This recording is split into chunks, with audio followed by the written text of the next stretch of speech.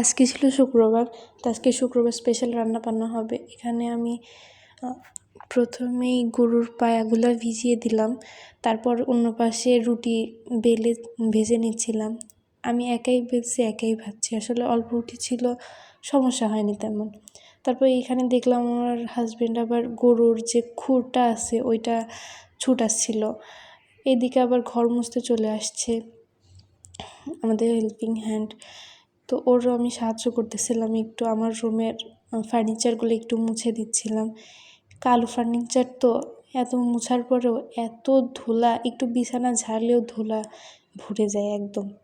তারপর এই তো ওই নিহারিগুলা পরিষ্কার করে মাখিয়ে ছাদে নিয়ে চলে আসলাম। তারপরে চুলা ধরাই দিলাম। আমি আবার বিকালে একটু মেহেদিও হাতে দিছিলাম, কী যে দিলাম। তো যাই হোক, এখানে আবার নিহারি দিয়ে খাওয়ার জন্য রাতে রুটি বানিয়ে নিচ্ছি। আমার শাশুড়ি আমার এই যে গোল গোল করে কেটে দিচ্ছিল, তারপরে আমি বেলে ভেজে নিচ্ছিলাম। তো অনেকগুলো রুটি হয়েছে, অনেক সময়ই লাগছে বেলতে। তারপরে কথা বলতে বলতে বেলে ফেলছি, তেমন একটা সমস্যা হয় নাই।